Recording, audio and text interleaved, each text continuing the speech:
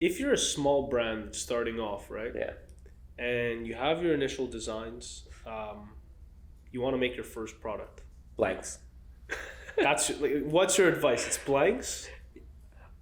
So depends. Okay. So like we work with some clients where they're starting a clothing brand, but their budget's $250,000. And we develop, hey, this is what we're gonna be able to achieve. This is what your first, second, third, fourth launch is. So I think a lot of people, they start a clothing brand, it's everything focused on the first launch, and let's say it does well, and then they have nothing. So we work with our larger budget partners to plan that first year. And it's like, for these people, they're going in 2 feet. There's no turning back. It's sink or swim. It's sink or swim, and their audience jumps in with them because they feel they're committed to the product as well.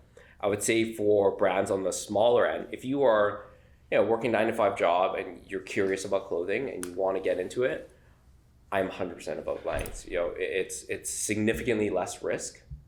Why? Because one, you don't have to chance having an entire manufacturing base all fucked up. Yeah. Two, it allows you to really test the product. I think when you're first launching a brand, people have never touched a product before. They don't know the quality. They're buying into the brand either because of you or what it symbolizes. So I think that, and again, if someone's not willing to buy a t-shirt from you, they're not going to buy a fucking $200 jacket. They're not going to buy, a really technical thing. Like, t-shirt is the entry level of what people are willing to buy into a brand. So I think it's significantly less risk. You can work with manufacturer partners locally. You can restock quicker. And once you at least know that people are willing to buy that first shirt, if you can at least sell 10 shirts, 25 shirts, you maybe got something starting to go there. Then you can start taking the risk to go overseas. But that being said, you need to make it on a really quality blank because there's so many shit blanks out there. Even that is a whole topic on itself. Yes. What's your ethos on it? I think blanks are important to start because there's so much to making clothes to learn, and having to learn cut and sew as another thing when you're just starting off is just another barrier that's going to make your life a lot more difficult. Because the second you're getting into cutting and sewing, you're talking about learning about patterns, you're talking about learning about fabrics, dyeing, washing, so many other elements, when in reality there's 18 billion clothing brands out there, especially during COVID. I don't know what happened, but 10 clothing brands came out every hour, right? So the most important thing you truly need to compete on is attention.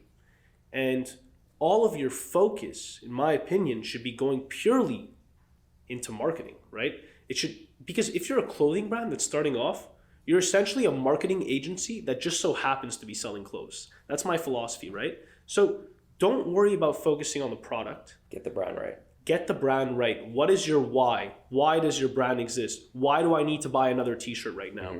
What is your story? Give me your why, right? Starts with why, Simon Sinek. Like, you need to know your reason to exist, and that's why people will buy into your product. And the other question I would ask a brand, okay? A lot of brands decide to be clothing brands right away. But why are you a clothing brand? Maybe there's a better product you should be selling. If I think about my friend Will, he has an amazing page where he interviews people called Sprout, and it's all about figuring out how to live a more fulfilling life, right? So for him, his initial idea was to take his logo and put it on a t-shirt, and the guy has like over 500,000 followers on Instagram. He puts out the t-shirt, and it doesn't sell very well, but his audience is huge. So you're like, why wouldn't it sell very well?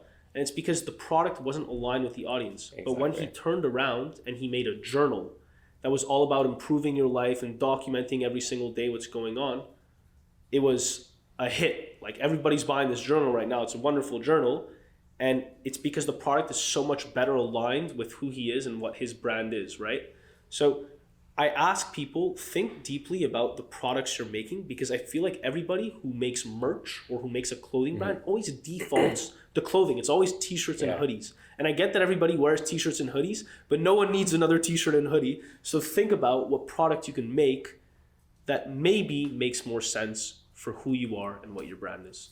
Knowing your story is It's so important because all the time I get people who come up to me and they're like, oh, like I want to launch a brand that's like Louis Vuitton quality, but like cheaper.